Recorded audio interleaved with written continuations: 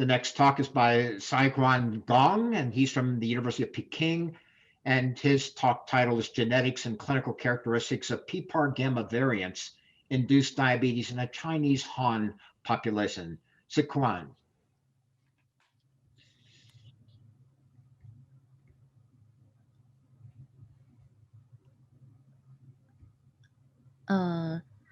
Thank you, Dr. Robert Eco.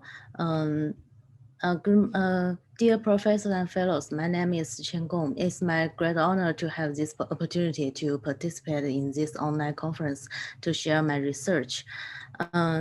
We know PPAR gamma is a ligand-dependent transcription factor that plays a key role in adipocyte differentiation, adipogenesis, and glucose homeostasis. Several rare variants in PPAR gamma were reported as the cause of familial partial lipodystrophy, insulin resistance, diabetes, and hypotriglyceridemia. However, I'm sorry to interrupt, but can you present this in presentation mode? Can you expand your slide? Sorry. If not, please go ahead. Oh, that's better. Thank you. Okay. Is that okay? That's better. Thank you very much. Please go ahead. Okay. However, all the reported cases with rare variants in PPAR gamma were from non-Chinese ethnicities. Since cytolinium-based precision medicine might be more beneficial for patients with PPAR gamma variants-induced diabetes, it is important to know the prevalence and the clinical features of PPAR gamma diabetes in order to develop clinical strategies for screening such condition. So we conducted this study to screen PPAR gamma diabetes. A total of 1,002 patients were included who had been diagnosed with type 2 diabetes before the age of 40 years. We use next generation sequencing and single sequencing for identification the variants of PPAR gamma exons. Variants with minor annual frequency above 0.5% and predicted to be benign were excluded.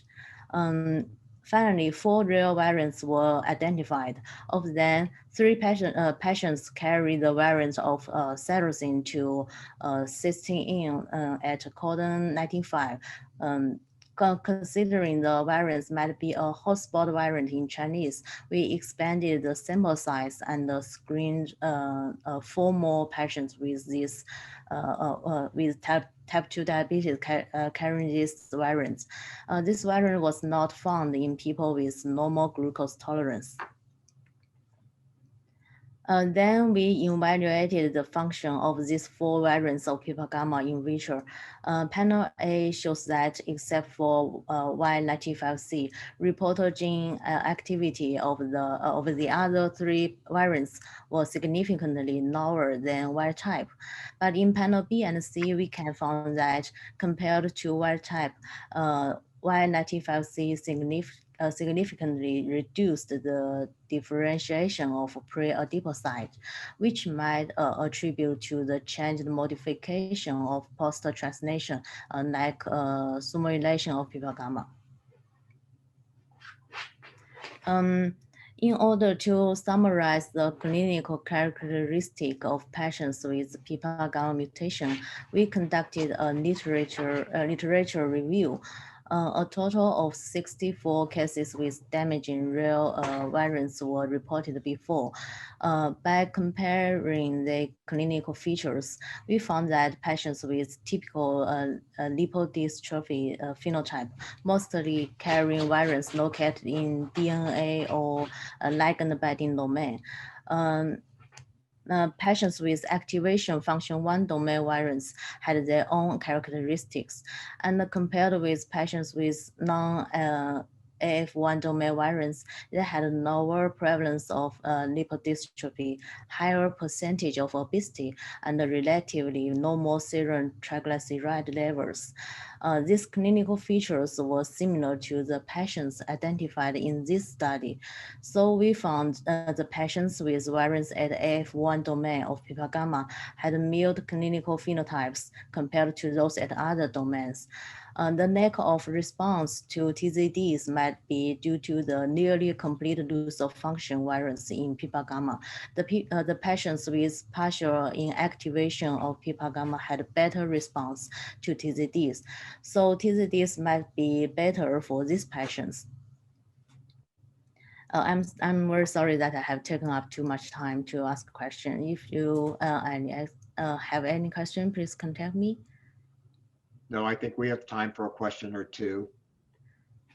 So you're saying the mutation you identified, despite its ability to cause modification of the adipocyte phenotype in your ex vivo studies, did or did not relate to lipoatrophy clinically? Sorry, what's your You mean? would think that the mutation that you had identified that failed to promote adipocyte differentiation in the 3T3L1 cells would be associated with lipoatrophy in the patients. Is that in fact what the table showed? I just didn't follow that very, very carefully. You mean the summary clinical features table?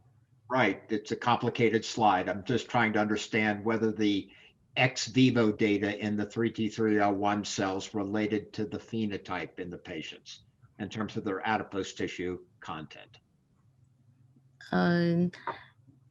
Yeah, I found these patients with AF1 domain has their own characteristics. Maybe the function of AF1 domain has its characteristics. We know the dysliposystrophy patients, they mostly carrying the variants at the DNA binding domain or a ligand binding domain. This is the function domain of pipa gamma. We infer that patients with variants at the AF1 domain match. Maybe they have their own characteristic and more beneficial for TZD therapy. All right, good. Well, thank you very much for your very nice work in presenting it here today.